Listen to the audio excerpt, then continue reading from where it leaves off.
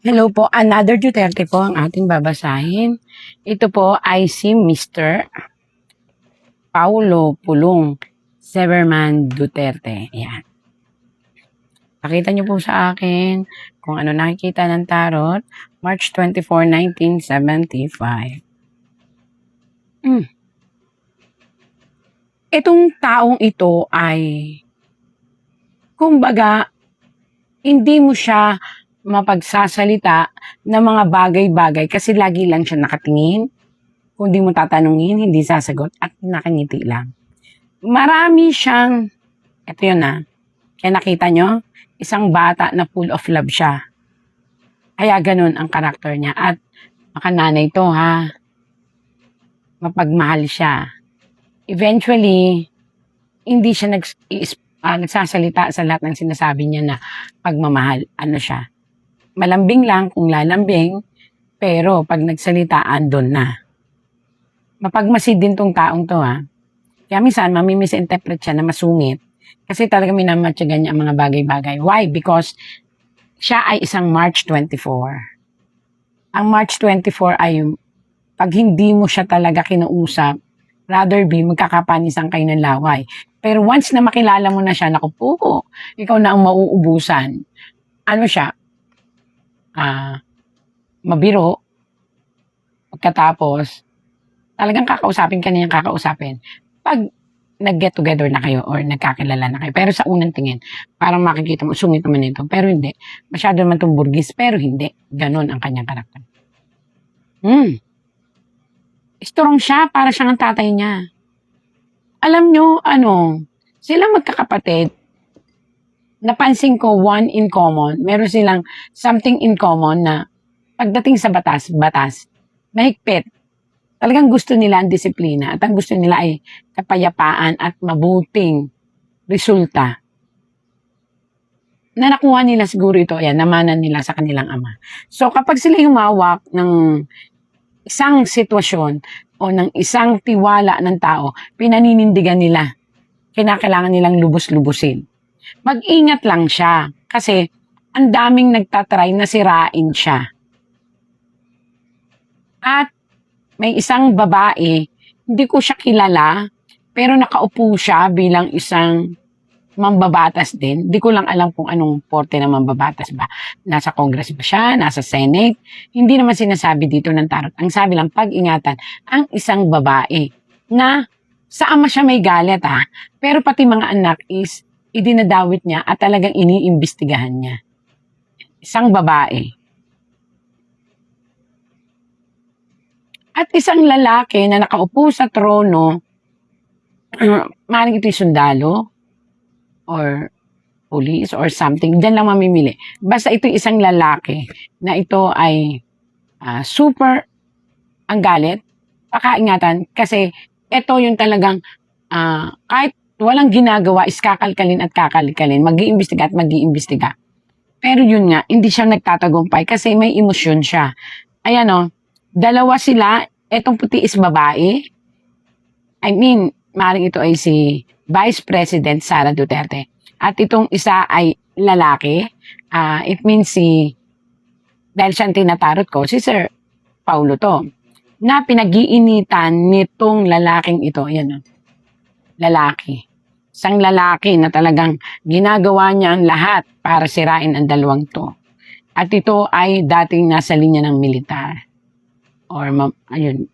At isang babae na maaaring ito'y attorney kasi meron siyang hawak na panghukuman at nilalaban daw niya ang kanyang, kaya siya nakapula, ang kanyang galit. So it means may galit itong babaeng to. Ayan, may galit ang babaeng to, inilalaban niya at dalawa silang naggagawa ng proseso para si Binibining Sara Duterte at si Sir Mulong ay maipit. Ang sagot ay ang tanong, maiipit ba sila o masisira ang kanilang pangalan? Nakabaliktad na tadhana. Etong babaeng ito, atong lalaking ito. Etong babaeng ito, lumabas ulit. Babae at lalaki, may inihahatag sila na papel sa ito ay kumbaga manggagawa ng batas ito. Inihahain nila. Ito po yung nakabaliktad. Kaya ang mangyayari po ay hindi again magpa-prosper. At hindi ito kahit anong gawin nila ay hindi magtatagumpay. Hindi ko alam kung bakit. Alam niyo kung bakit hindi siya magtatagumpay? Kasi dadaan po ito sa korte pa rin. At ang may say pa rin ito ay ang pinakamataas na hukom ng Pilipinas. Alam mo kung ako po dun sa mga nagbibigay ng aligasyon, ito,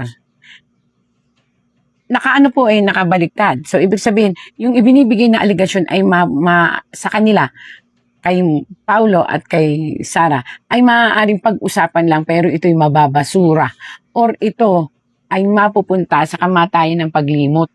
Ibig sabihin, may lalaban at lalaban, hindi man ang dalawa ang lumaban, pero may makakalaban ang mga taong yan na, kumbaga parang savior, kusang may darating na mga savior, para itong magkapatid na ito ay tulungan. Na may pamulat sa mga tao na yung mga ginagawang kaso sa kanila ay mali. Di ko alam, binabasa ko lang. Ayan nakita nyo yan? May mga protesta ng mga tao. May mga paglilinaw na gagawain ang mga maglulutangan. Naku po, Diyos ko, may mga lulutang pa na ebidensya na magpapawalang sala sa magkapatid kung ano man ang inyong ibatong kaso. At pagkaingatan ang pagkakaroon ng isang matinding adhikain ng mga taong magkaisa-isa. Ayan po, magkakaroon po ng isang mensahe kung saan nakabaliktad na po ang lalaking ito. Ang lalaking pong ito, ang ibig sabihin po, ito ay simbolo ng kawalang hustisya. Ibig sabihin, makikita, kaya po siya nakadikit sa puno. Ang puno po ay ang pinakamatibay na batas kung ang hukom at ang mga tao. Ibig sabihin po nito, may hinihintay lang po si Juan de la Cruz. Pag sinabing Juan de la Cruz, nickname, lang po, using name lang yon, pero it pertains and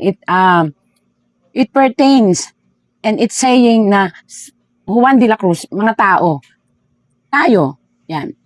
Ibig sabihin, nagre-represent lang ang pangalang Juan de la Cruz sa mga mamamayan ng masa ng tao. Magkakaroon ng isang maatikabong pagsasama-sama ng mga tao. Wala na itong, anong tawag dito? Wala na itong pinipili.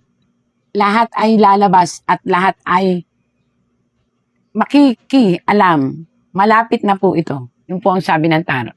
Makikialam, lumabas po kay Sir Ulo. May mga maglalabasan sa kalsada ng mga tao, grupo ng mga tao, at mula doon po ay mag-uumpisa ang pagbagsak ng ating gobyerno. Kaya pag-ingatan po yung mga na ipinupukol na negatibo o kaso sa magkapatid.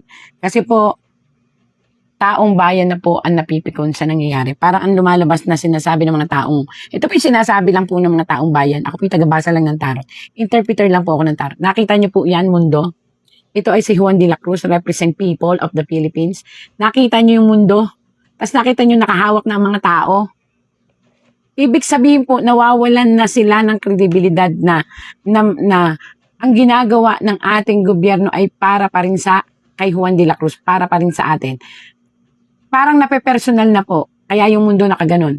Parang umiikot na lang ang kaso, ang lahat ng problema sa pamilya na gusto nilang ibagsak ang pamilyang Duterte.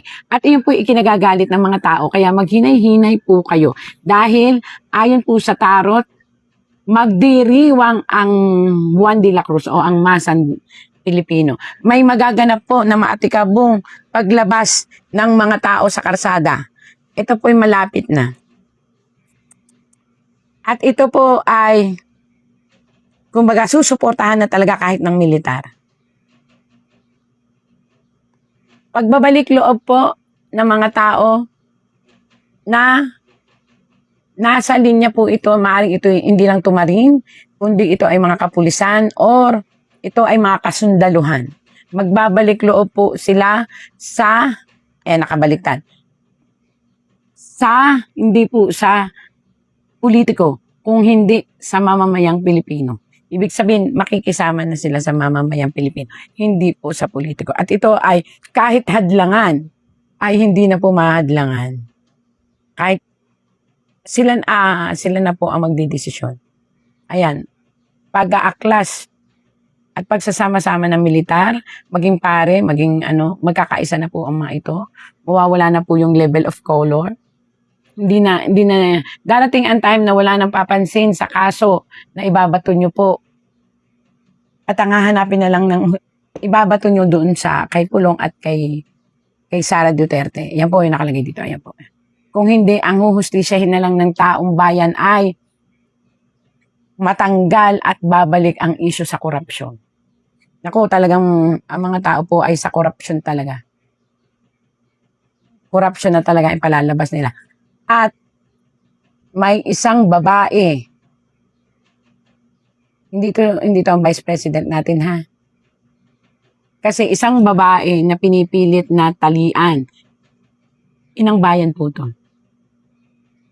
Hindi po ito pertain kay Sara Duterte o kay Mulong. Ito'y inang bayan na pinipilit na talian o siguro piringan upang wag makita ang katotohanan. Braso na itinali upang hindi makagalaw. Subalit, may mga parating na unos sa ating bansa na yun ang magtiritrigel sa inang bayan o sa mga taong nakatira sa bansang ito upang mag-aklas. At hingiin ang pagbaba ng ating presidente. Yan po. Matagal ko nang sinabi si Inday Sara ang susunod na presidente. Nakatakda siya maging presidente. The gods of destiny has anointed her to be the next president of the country. And no force on earth in this country will prevent her from accomplishing the anointment by the gods of fortune.